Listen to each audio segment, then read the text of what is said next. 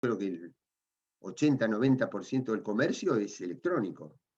Es decir, los locales comerciales son ventanas son, como si le dijera, salas de exposición. Pero uno mira los productos, pero después va a la casa y los compra y se los traen a domicilio. Y gracias a la tecnología digital es que nosotros podemos estar dando esta clase. Y que las abuelitas y los abuelitos pudieron ver a sus nietos durante los momentos más álgidos de la pandemia. Quiere decir que la tecnología digital ha producido mega ganancias y una aceleración, un salto cuanti y cualitativo en la calidad y en el volumen de sus servicios, que las ha convertido en las más poderosas del mundo. Y entonces uno dice, pero ¿y cómo todavía nosotros no hemos podido regular? Los estados no han podido imponerle condiciones y fundamentalmente cobrarle impuestos. Fundamentalmente cobrarle impuestos a empresas que han producido mega ganancias extraordinarias sobre la base de una tragedia. Entonces ahí hay una demora, ahí hay un déficit muy grande de la política. Y en el otro punto fundamental que estamos viviendo en estos momentos es en no haber podido lograr que los laboratorios renuncien a sus derechos de propiedad intelectual sobre una vacuna de la cual depende, sobre una tecnología de la cual depende la salud de la humanidad. Esto, lamentablemente, cuando la pandemia debería haber puesto sobre la superficie dos grandes valores, el valor de lo público, el valor del Estado y el valor de la solidaridad, y a partir de ahí reconstruir los grandes paradigmas, es decir, salir de esa idea central de que lo que marca el ritmo de la humanidad es la multiplicación del capital, y ponerlo de nuevo, llevarlo a una perspectiva humana, una perspectiva humanista, una perspectiva pública, solidaria. Lo que sucede es que la cura o la prevención de la pandemia se sigue llevando adelante sobre la base de los valores del mercado y de las leyes del mercado, y no de las leyes impuestas por el poder político, por el poder público. Porque ahí, Carlos, perdón, sí. una reflexión que me surge es que después de cada gran peste a nivel planetario, sea la peste bubónica, la peste negra, siempre hubo una modificación muy sustancial y muy estructural de todas, digamos, de las instituciones y de la forma, de la repartición del poder, por decirlo de alguna forma. Ahora no sé a qué estamos siendo testigos y testigas, esto se verá también, ¿no? Con el paso del tiempo, pero también me surge, ¿no? Esta idea de cada vez... No lo sabemos. No lo sabemos. Yo todavía tampoco, yo en general, yo no, esto es una cosa personal, ¿no? No soy muy amigo de las teorías de que estas grandes catástrofes a nivel mundial son planificadas. Ahora, que lo sean o no lo sean, después modifican, surten un efecto. Ustedes imagínense que un país como la India está viviendo en este momento, está en presencia de más de 320.000 contagios diarios.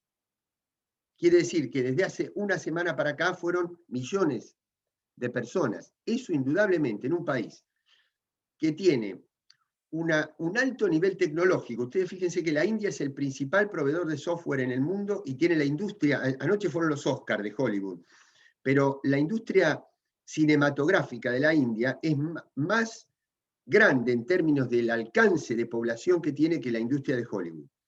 Y al mismo tiempo, con una población de más de 1.000 millones de habitantes, tiene el 70% de la población bajo la pobreza. Imagínense el efecto demográfico el efecto social, el efecto sanitario que trae una pandemia en la cual en unos días nomás se contagian millones de personas y la cantidad de miles y miles de muertos diarios. Bueno, eso indudablemente surte un efecto sobre la demografía, sobre la sociedad, sobre la producción y finalmente sobre la política. Ahora, yo no sé si la política va a tener la fuerza que debería haber tenido, porque, en esto, se me ocurre una palabra sobre un tema, un concepto. Claro, discúlpeme si yo me estoy yendo del libreto, pero yo como no sigo la cursada día a día, pero hoy Nos día encanta escucharte. ustedes van a ver, los que tengan algún interés en mirar un diario, en preocuparse por alguna de estas cosas, inclusive el presidente de Estados Unidos, nuevo, ha dicho que Estados Unidos quiere volver al multilateralismo. Bueno, ¿qué es el multilateralismo? Es la creación de organismos que abarcan más de un estado, es decir, varios estados, a partir de leyes o de convenciones internacionales. ¿Con qué objetivo? Y de ponerle límites a los más poderosos. Es decir, que el más poderoso no puede hacer lo que quiera, sino que se tenga que sujetar a determinadas reglas. Eso, en su momento, fue un avance para la humanidad. Es decir, no cualquiera puede llevarse por delante a otro país porque es más pequeño, sino que se tiene que someter a ciertas reglas. En la práctica, lamentablemente, con el correr de los años, eso se ha deteriorado muchísimo y no hay tal apego al multilateralismo. Es decir, hay países, yo aquí en esta clase hablo como docente de la Universidad de La Plata, no como representante del Estado, por lo tanto no comprometo a nuestro país en lo que digo. Hay países que han hecho invasiones multilaterales de territorios, en los Balcanes, en Irak, en Afganistán, y no le han pedido permiso a Naciones Unidas. O cuando le pidieron permiso, como dice la ley internacional, de tener la autorización del Consejo de Seguridad, y el Consejo de Seguridad de Naciones Unidas no se la otorgó, invadieron y bombardearon igual. Quiere decir que se han burlado completamente del multilateralismo. Entonces, el multilateralismo, sinceramente, y ahora, ¿cómo se presenta en la actualidad esto? Con un reclamo de más de 100 países, a iniciativa de Sudáfrica y la India precisamente, de que a la Organización Mundial de la Salud, y a la Organización Mundial del Comercio, de que los laboratorios tenían que ceder sus derechos de patente a estas organizaciones públicas para garantizar un nivel de provisión de vacunas equilibrado en todo el mundo. No lo pudieron hacer. Los laboratorios no aceptaron eso. Quiere decir que ahora estamos ante un problema más complejo que un Estado fuerte sobre un Estado pequeño, sino que a esa disparidad, a esa relación no democrática entre países poderosos y países menos poderosos, se le agrega que los grandes conglomerados financieros, en este caso vinculados con los laboratorios, en otro caso puede ser con los alimentos, en otro caso puede ser con los agroquímicos, en otro caso con el tráfico de armas y en otro caso con los servidores digitales. Pero la base de todo eso es el universo del capital financiero transnacional, que ni siquiera tiene una bandera, sino que es transnacional. Les han dicho a los estados que no les van a hacer caso. Entonces, ustedes fíjense lo que pasa aquí, me pasó hace 2 o 3 semanas aquí en OEA. Ustedes saben que hay países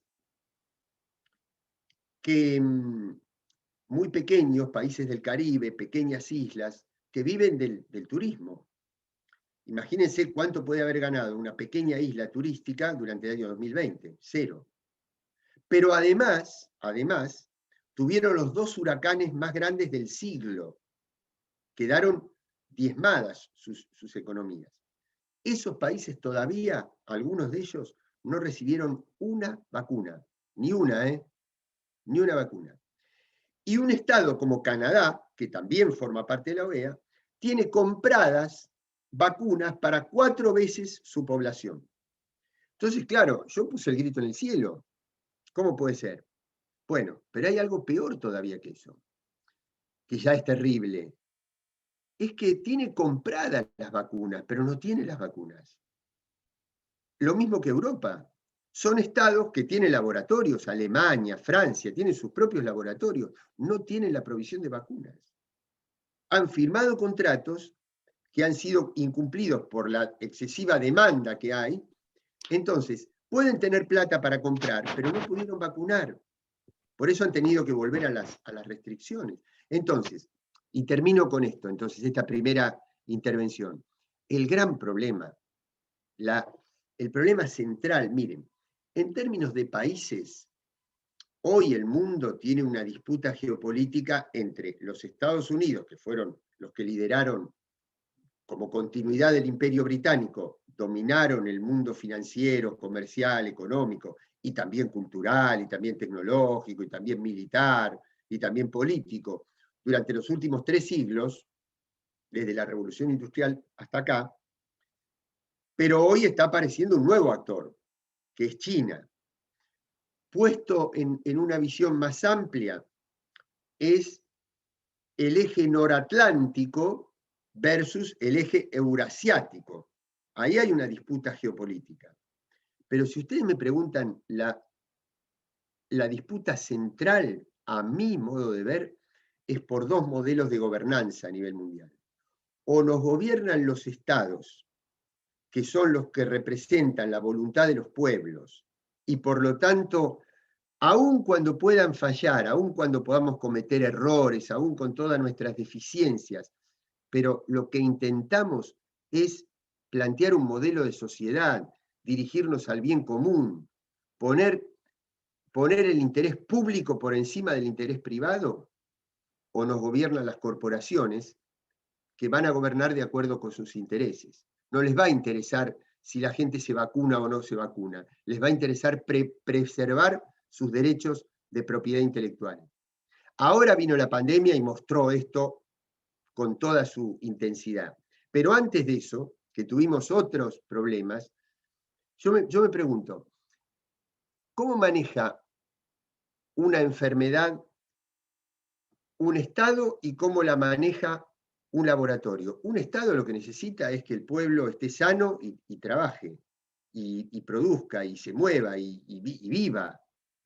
Un laboratorio prefiere mantener en estado crónico esa enfermedad porque es la que le permite hacer las innovaciones y conseguir su renta a partir de la enfermedad, no de la salud. Esa es la diferencia filosófica entre si el mundo va a estar gobernado por la política o el mundo va a estar gobernado por el mercado.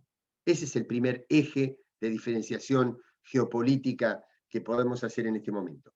Me fui del tema, cuando quieran volvemos a la tierra, al territorio, a América y los partidos políticos y a la situación actual. Pero bueno, yo ahora quedo a disposición de ustedes para lo que quieran, y cuando ustedes me digan, Maru, Verónica, retomamos o pasamos a otro capítulo de la clase, como ustedes quieran.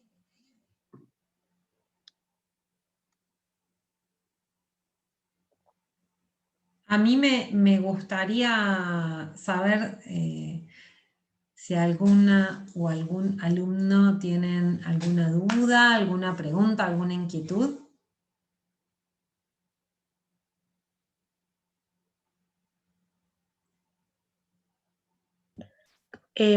Profe, yo tenía una pregunta. Sí. No se me ve muy bien ahí, perdón, porque no tengo más luz, pero quería preguntar a Carlos sobre, ahora que se va a producir acá en Argentina la Sputnik, bueno, y todo esto de la producción de una vacuna nacional, ¿vos qué pensabas o qué te parece la producción de la Sputnik? Si te parece bien, si, o sea, ¿qué pensás de eso? Digo, está buenísimo producir vacunas, pero como, ¿qué análisis haces de eso? Mira, Yo creo que cuando está en el centro el ser humano, la persona y la preservación de la salud, sinceramente no para volver al estado anterior, porque yo creo que el estado... Cuando uno dice volver a la normalidad, y yo sinceramente me cuestionaría mucho eso, yo no quiero... A ver, ¿en qué cosas no quiero volver a la normalidad? Y en la sobreexplotación del planeta, o en los niveles de consumo, porque algunos con más posibilidades, otros con menos, pero en este año está demostrado que nosotros pudimos sobrevivir a pesar de todas las dificultades que hemos tenido, no solamente materiales, sino espirituales, anímicas, lo que ha representado el encierro. Es tremendo, pero aún así nos hemos sobrepuesto a eso, demostrando que se puede vivir consumiendo infinitamente menos de lo que consumíamos. Entonces, yo me pregunto, antes de esto, ¿consumíamos de acuerdo con nuestras necesidades o con las necesidades del capital? Consumíamos con las necesidades del capital, que nos creaba necesidades, porque el ser humano puede vivir con mucho menos de lo que vivía, y tratando de vivir con menos, ser más feliz y ocupar el tiempo en otras cosas, y reducir la jornada laboral, porque es increíble que el mundo esté dividido entre gente que está sobreexplotada y gente que está desocupada. ¿Por qué no se equilibra eso un poquito mejor y hacemos que la gente que trabaja de más trabaje menos y tenga más tiempo, la gente que no tiene trabajo trabaje más y cada uno pueda vivir con otros estándares de felicidad, ¿no? Bueno, cuando uno tiene ese objetivo, sinceramente yo ni el gobierno argentino se han ocupado de ver cuál era la ideología o la forma de gobierno del país de donde viene la vacuna. Por eso se firmó un primer contrato con la Universidad de Oxford y con un laboratorio británico que después entremezcló la tecnología de una empresa mexicana con una empresa argentina, con AstraZeneca. Eso finalmente no dio resultado. Y yo creo que es una muestra de equilibrio y de independencia de un gobierno que no le hizo caso a la prédica de pensar que si venía la vacuna de un país te iban a inyectar no solamente los anticuerpos, sino una ideología, pero además una ideología fuera de época, porque yo he visto periodistas que hablaron de la vacuna soviética. La Unión Soviética desapareció en 1991. Quiere decir que ¿qué había detrás de esa prédica? Había detrás un interés de polemizar geopolíticamente, no de preservar la salud. Y el gobierno lo que ha priorizado es preservar la salud. Y en Argentina vino, hace 10 días, fueron dos personajes muy altos del nuevo gobierno de Estados Unidos. Fue el comandante del Comando Sur, que es el que controla, entre otros, la base militar que tiene la OTAN en Malvinas, y fue el representante para asuntos hemisféricos que tiene el Departamento de Estado, que vendría a ser el Ministerio de Relaciones Exteriores de los Estados Unidos.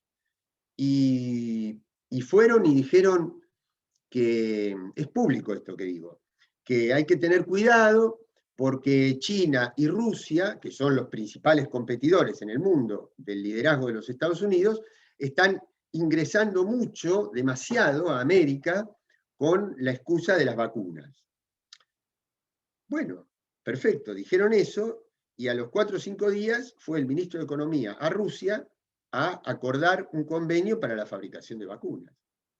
Por lo tanto, el gobierno argentino está tratando, dentro de sus límites y dentro de lo que cada uno considera mejor, peor, pero como línea general, está tratando de tener una política independiente y neutral desde el punto de vista ideológico, es decir, no ideologizar la vacuna, porque lo que necesitamos es curar a la gente, es tratar de superar este problema, ¿no?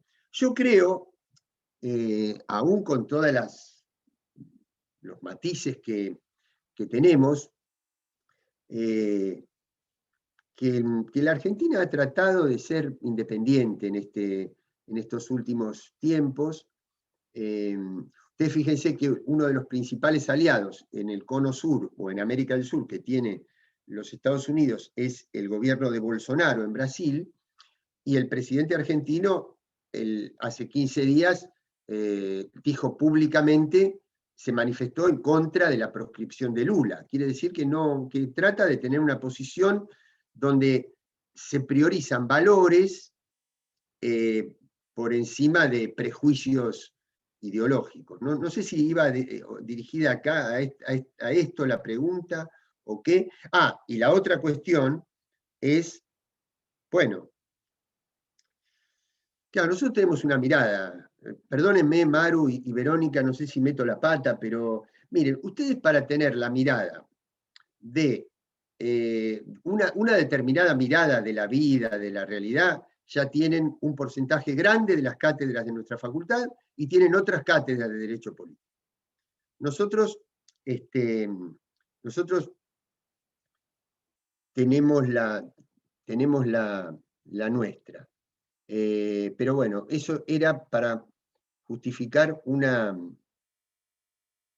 mirada. Bueno, ahora se me fue lo que iba a decir, pero lo que quería decir, bueno, ya me va a venir. Se me hizo una laguna con respecto a lo que iba a decir, pero tenía que ver con esto, tenía que ver con...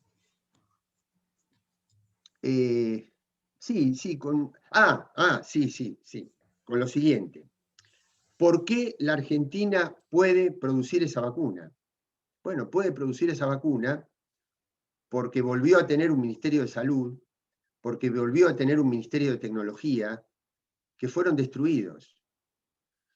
Ustedes, por eso les digo, a eso iba el prefacio de esto. En otra cátedra les pueden decir lo contrario. Bueno, en esta cátedra pensamos que se habían destruido la ciencia, se intentó destruir la ciencia, se intentó destruir la educación, se intentó destruir la salud y ahora se está reconstruyendo. Reconstruir es mucho más difícil y cuesta mucho más tiempo. O sea, miren, yo lo veo acá donde estoy.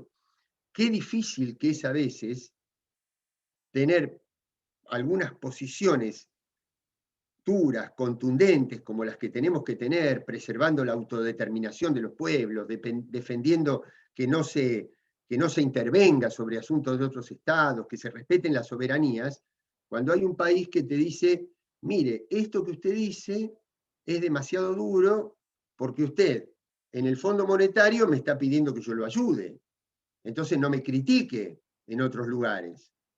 ¿Se dan cuenta cómo el endeudamiento de un país incide no solamente sobre lo económico, sino también sobre la soberanía de un país para decir lo que quiera?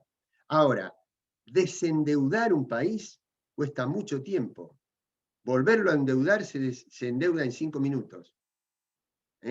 Bueno, entonces lo que quiero decir es, nosotros creemos, otros le dirán lo contrario en la facultad. Bueno, nuestra cátedra, por lo menos hasta que estaba yo, y estoy seguro que sigue haciéndolo, tiene otra mirada de las cosas. Yo creo que por eso se puede producir la vacuna en este momento en la Argentina, porque no fueron, a pesar de los esfuerzos que hicieron, no fueron capaces de destruir todo. Yo tenía una pregunta, si se puede, no sé si... Sí, dale, vamos, avance. ¿Qué pensaba Carlos de esto que hablaba también la compañera Renata, de los medios hegemónicos, de algunos periodistas que están en contra de la vacuna y que les meten a la gente la idea esa de que le van a inyectar veneno, la vacuna soviética? Que eso también es una forma de imponer una idea a la gente, ¿no? Bueno, yo parto de la base de que yo ya superé hace mucho tiempo la creencia de que eso tiene algo que ver con el periodismo o con la prensa. Ellos son grupos financieros que tienen su fuente de desarrollo en las grandes bolsas internacionales y que hacen negocios, y que para hacer negocios necesitan que los países tengan determinados gobiernos. Y entonces para eso, parte de sus empleados los utilizan para este tipo de prédicas. Yo creo que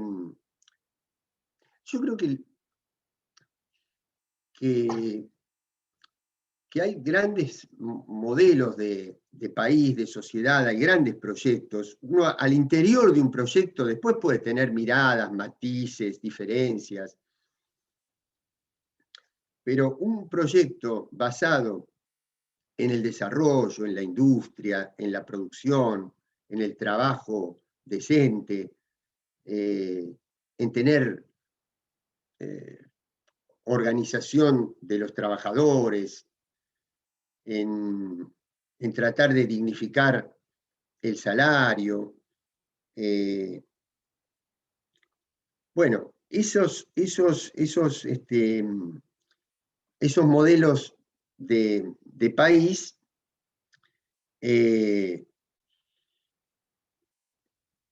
se pueden defender, es decir, han sido atacados históricamente por distintos medios.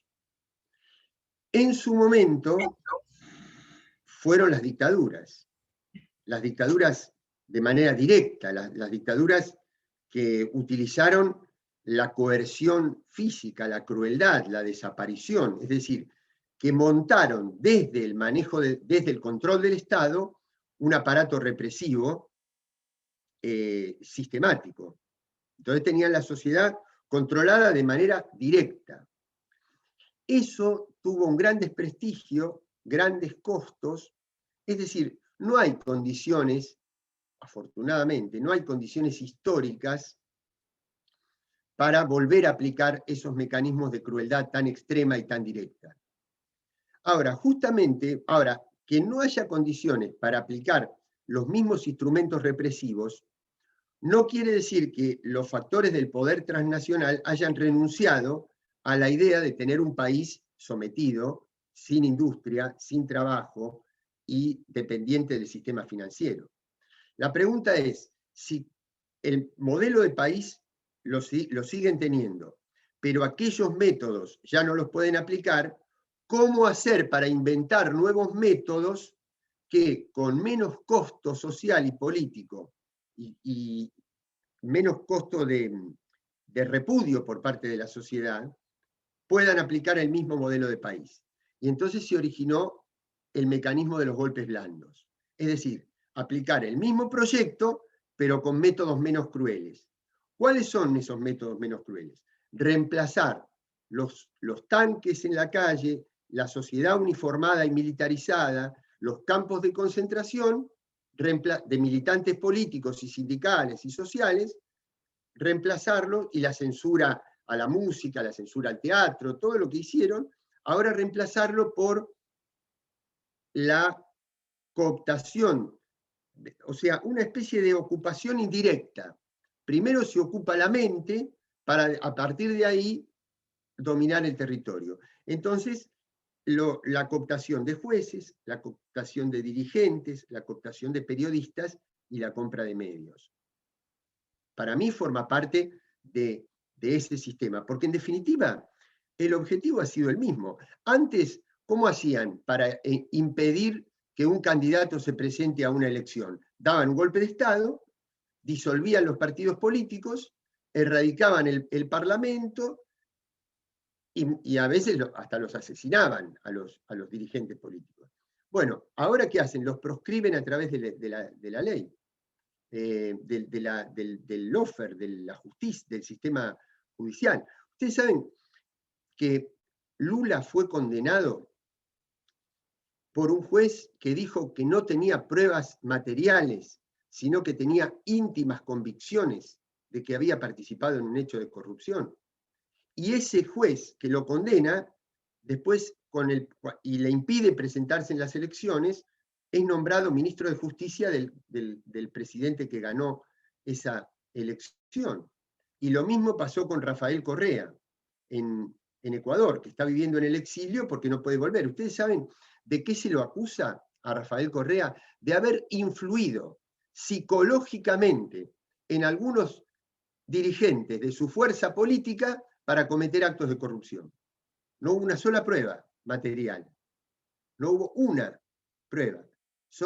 Es influencia psicológica el delito cometido. No existe.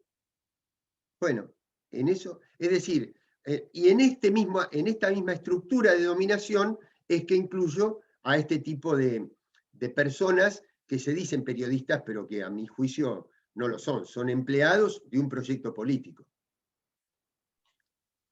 Gracias, Carlos. ¿Alguna pregunta más?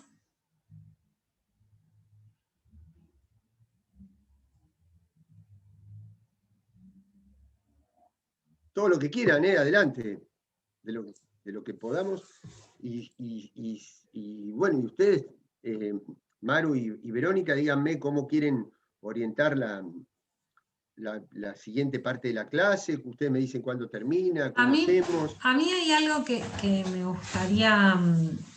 gustaría ahondar un poco, y es esto que tiene que ver con la idea de la construcción federal de Estados Unidos y cómo tuvo que ver las restricciones, por ejemplo, digamos, sobre todo, ¿no? de cómo cambiaron del gobierno de Trump a Biden, ¿no? Con respecto a la pandemia, y cómo es la respuesta de los gobiernos estatales, ¿no? De Estados Unidos, que es muy diferente a nuestro sistema, porque los gobernadores esperan que el que tome las decisiones siempre sea el presidente. Bueno, este es un tema muy importante, pero porque tiene raíces históricas el tipo de federalismo. Tiene raíces en los modos de colonización. Es decir, ustedes saben que Estados Unidos fue ocupado por 13 grandes colonias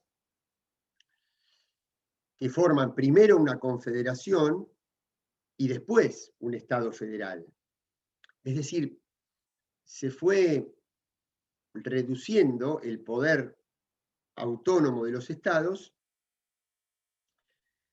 pero el proceso o la idea de secesión, la idea de separación del Estado federal estuvo tan presente que tuvieron una guerra civil, que uno de los nombres históricos con que se la recuerda es la Guerra de Secesión, que fue en la etapa de la presidencia de Lincoln,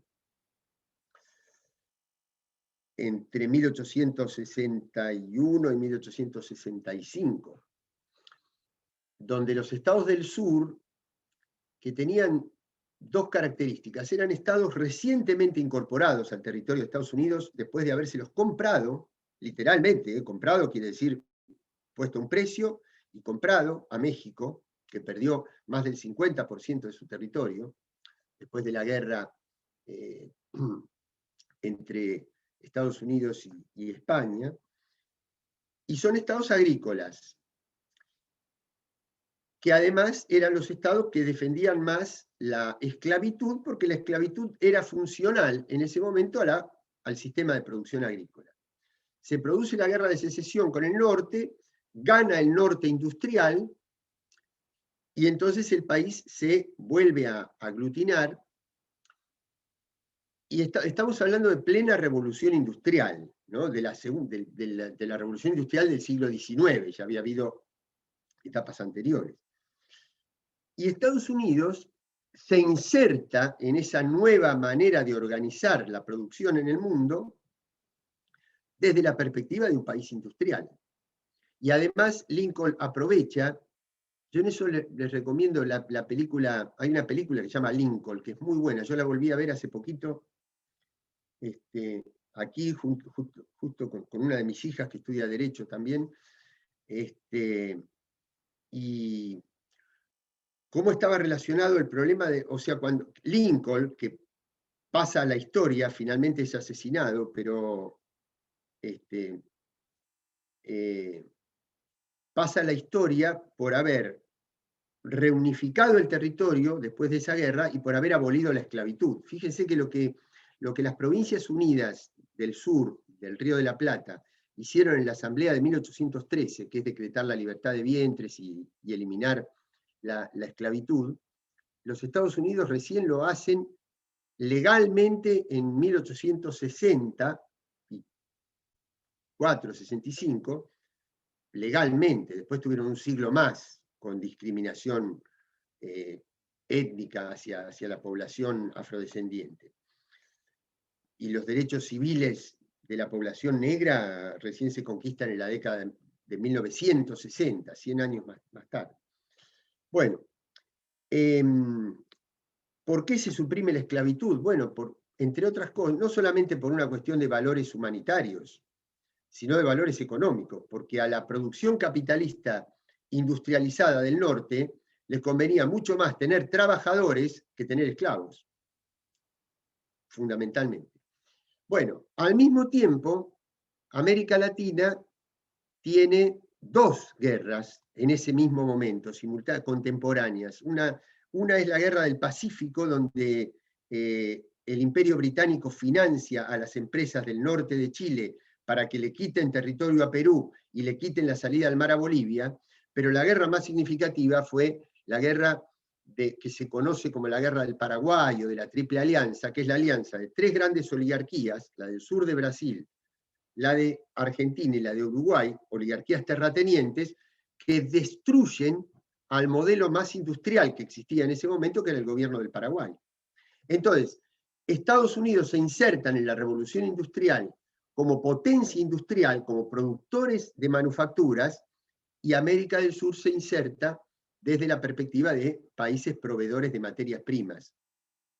Y esa, lamentablemente, no lo hemos podido romper hasta hoy, a pesar de los intentos de modelos industrializadores que tuvimos fundamentalmente a partir del primer peronismo en la Argentina. Bueno, pero ¿cómo incide esto en lo federal?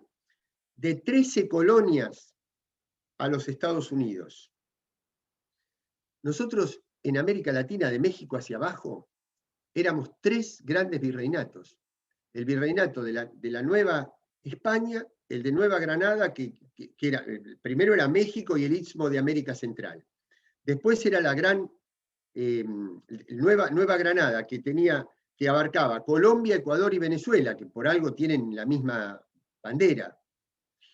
Y después estaba el virreinato del Perú, que recién en 1776 se separa con el virreinato del Río de la Plata, que dura pocos años, hasta 1810, que se produce el primer gobierno patrio.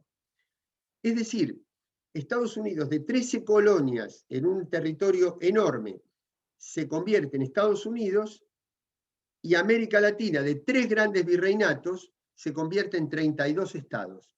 Los 32 estados desunidos de América del Sur, supuestamente soberanos. Y aquí, bueno, yo cuando daba clases siempre solía hacer la diferencia entre el Estado como construcción jurídica y la nación como construcción sociológica, cultural, histórica, como pertenencia. ¿Por qué? Porque si ustedes van a América Central, hasta ahora yo no he encontrado, y miren que ahora estoy aquí en OEA, puedo dialogar con ellos y todo, una razón por la cual un hondureño esté en un régimen, en un sistema político, un salvadoreño en otro, un nicaragüense en otro y un guatemalteco en otro. Forman parte de la misma nación. ¿Por qué están divididos en estados? Porque el imperio llevó adelante la fórmula dividir para reinar. Por eso la idea de Bolívar en la Unión Americana. La idea de San Martín era la Unión. Por eso San Martín dijo, la Argentina no va a ser libre hasta que no sea libre Chile y Perú. Ahora, ¿qué razón hay para que Uruguay sea un país y la provincia de Entre Ríos forme parte de otro país? En términos nacionales, de pertenencia histórica, de destino común, no hay. Hay razones políticas de haber construido un régimen político diferente. Ahora, ahí hay una matriz anglosajona de colonización y una matriz latina de colonización, ibérica, hispánica, ibérica, porque España, Portugal y América del Sur. y entonces en una hay una construcción más que viene de abajo hacia arriba, que viene del territorio hacia el gobierno central, y otra que va del gobierno central al territorio. Es decir, nosotros perdimos la batalla con los caudillos, es decir, la ganó el centralismo, la ganó la metrópoli, la ganó el puerto de Buenos Aires, la ganó la visión oligárquica del país, centralizada. Entonces eso debilitó el poder de las provincias. Y en Estados Unidos hay un poder de los estados federales mucho mayor, que fue lo que logró que, a pesar de que Trump dijera que la peste no existía y que no era necesario usar barbijo y que era una gripecita, cosa que después lo imitaron otros presidentes latinoamericanos, hubo gobernadores de los estados que trataron de llevar adelante políticas de prevención más fuertes y lograron frenar un poco, si no hubiera sido terrible el nivel de contagios aquí en Estados Unidos, que ya de por sí durante mucho tiempo fue el país con más contagios, ahora eso está bajando porque hay un nivel de vacunación más grande, porque fue sobrepasado por otros países. No sé si esto de alguna manera responde lo que vos decías. Sí, perfecto, Maru, Carlos. Perfecto, muchísimas gracias. Creo que hay lugar para una última pregunta, que Carlos tiene algunos compromisos que atender.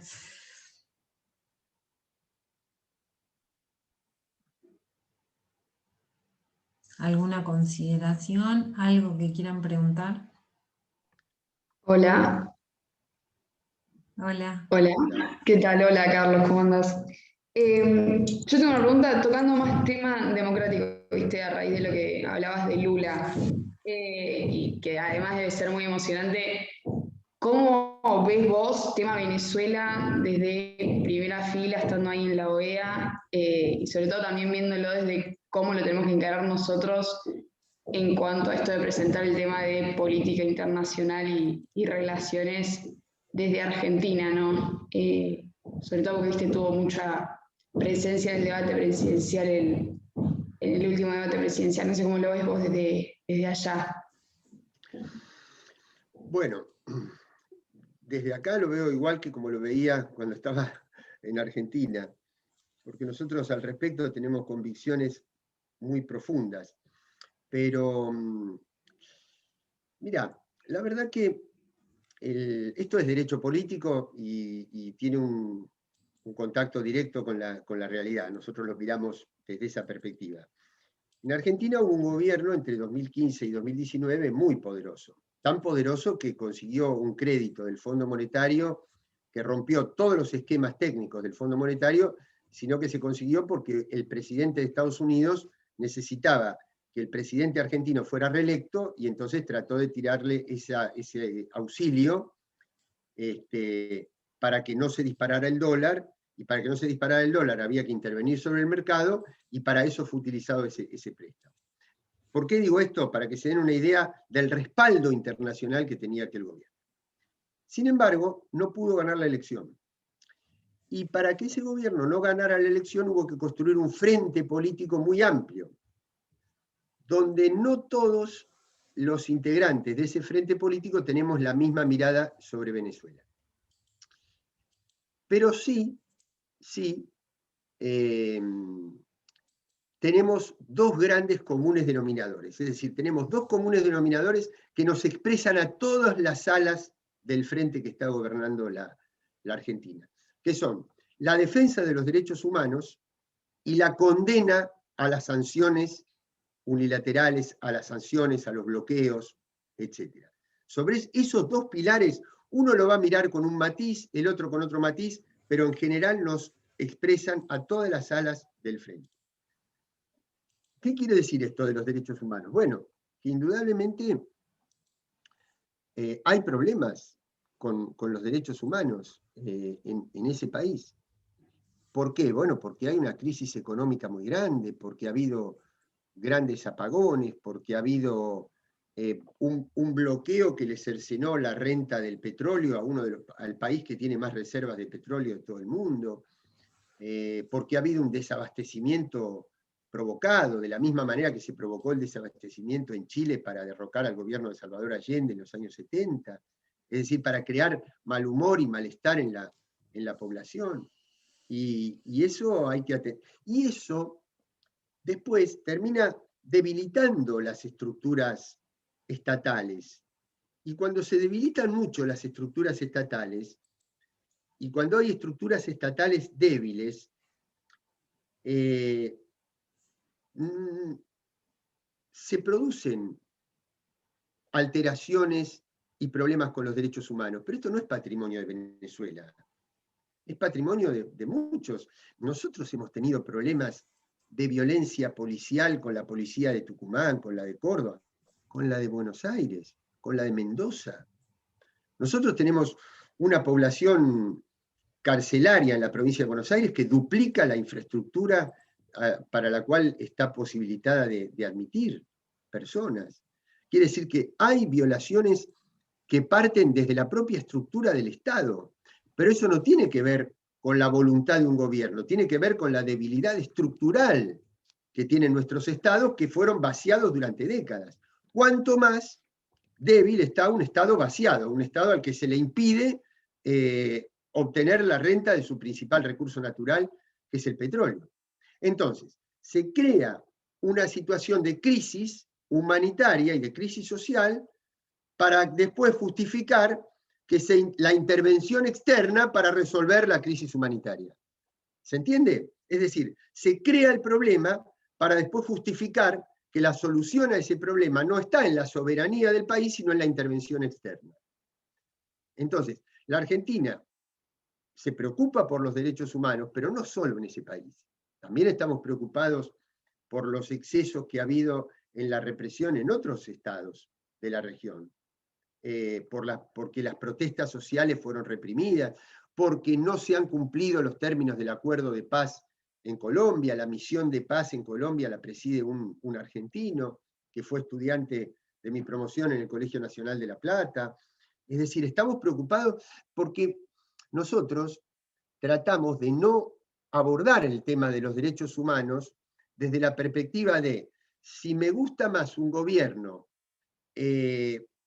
hago oídos sordos a los problemas que tiene con los derechos humanos, y si no me gusta ese gobierno, lo condeno por problemas con los derechos humanos. No, el derecho humano se tiene que ver desde la perspectiva de la víctima.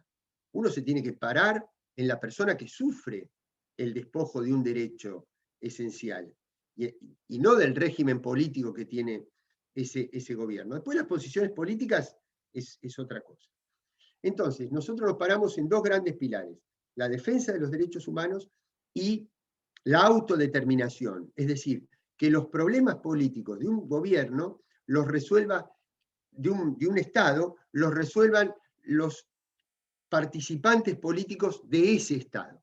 Si un país externo tiene que ayudar, no tiene que ayudar a partir de la injerencia, tiene que ayudar facilitando el camino para una negociación pacífica de los integrantes del sistema político de ese país. Esa es nuestra posición sobre Venezuela y sobre cualquier otro caso. Y una última cosa que no me gustaría irme sin decirles, es que ustedes vieron que América Latina vivió momentos de mucha irrupción del pueblo en las calles, que después, claro, en el año 2020 se bajó eso porque la pandemia hizo que disminuyeran las posibilidades de participar en el espacio público.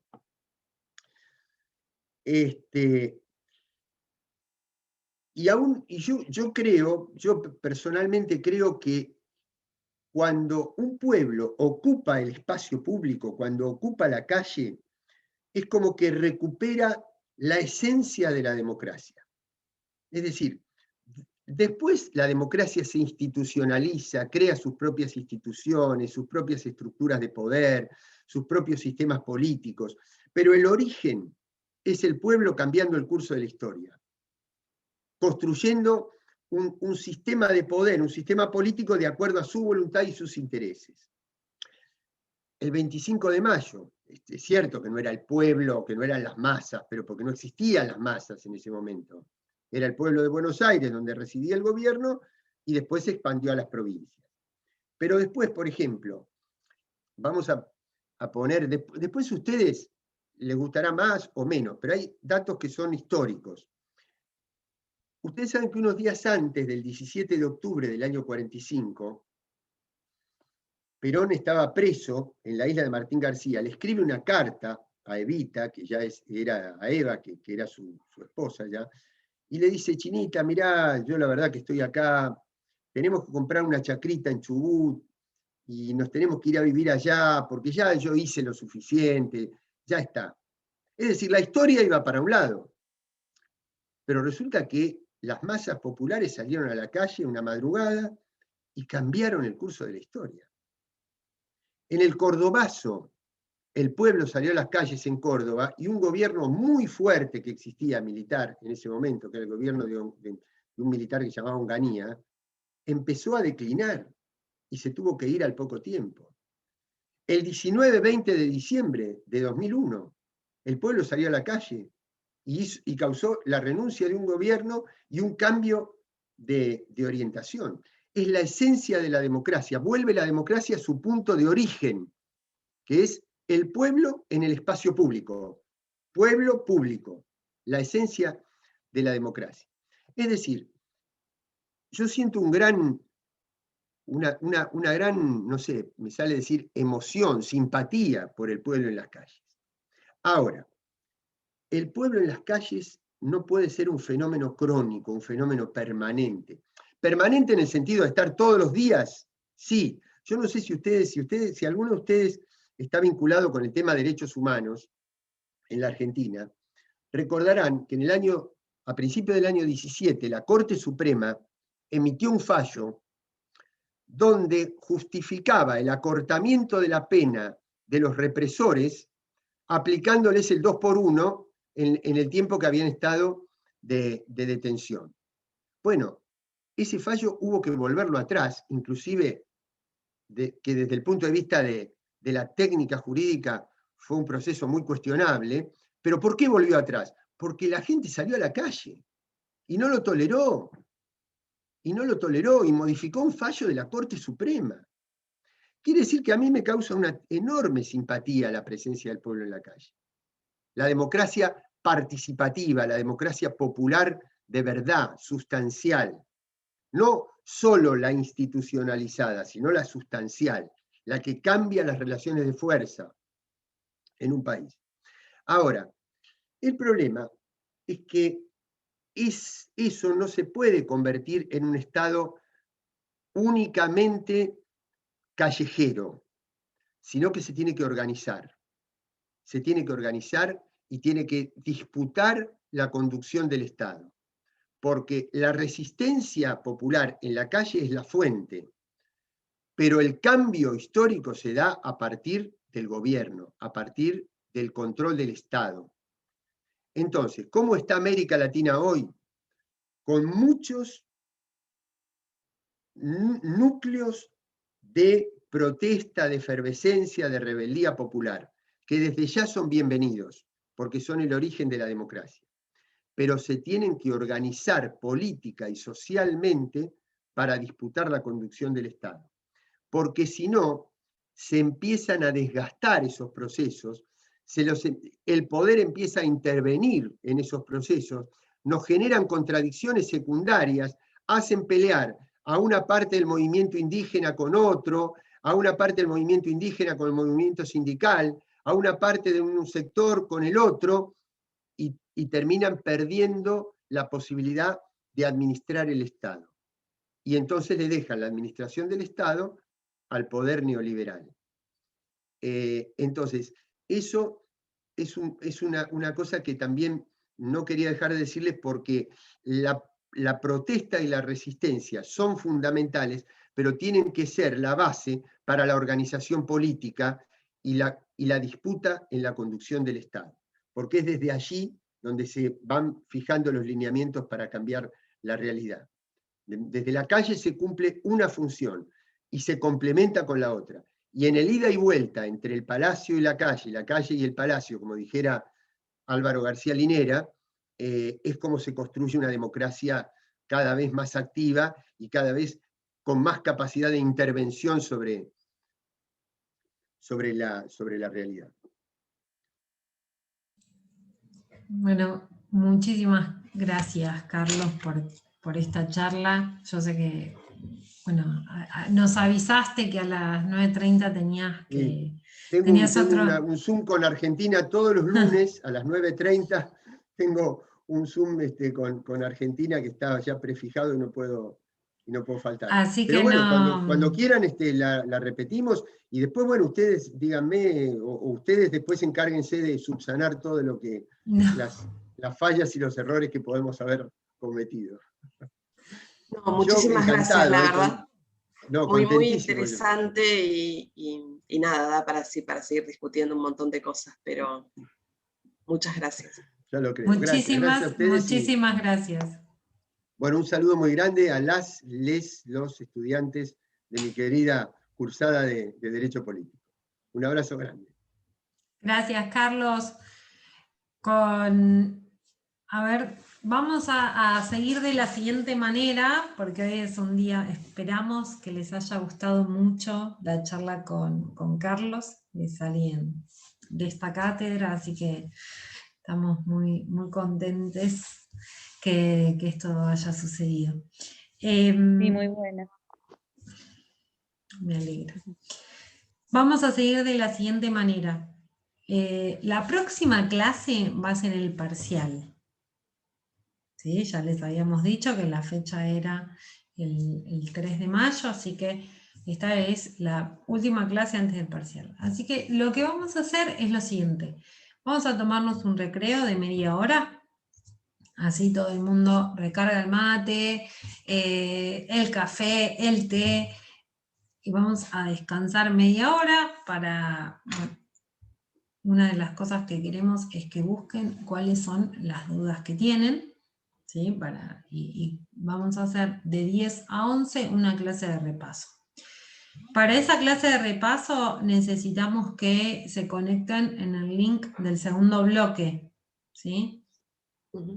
Así que... Sí, yo lo volví a mandar a las dos comisiones hace un rato. Es el que ya tenían de todas maneras, porque ha habido algunos problemas en la facultad, así que lo que les pido, yo se los puse brevemente, es que entren a las 10, no entren antes. Me da la sensación de que ese mismo link es más temprano usado en otro lugar, por otro curso. Entonces entren a las 10, igual la admisión es rápida, podemos tardar un par de minutos. Es como algo que en el fin de semana, incluso ayer a la noche, estuvieron mandando mensajes desde la facultad. Sí, por eso tuvimos algún lío que estuvimos modificando los links. No fue así por gusto personal. Pero bien, si les parece hacemos eso. A las 10 nos vemos en el link del segundo bloque. Hasta luego. Hasta luego. Nos vemos.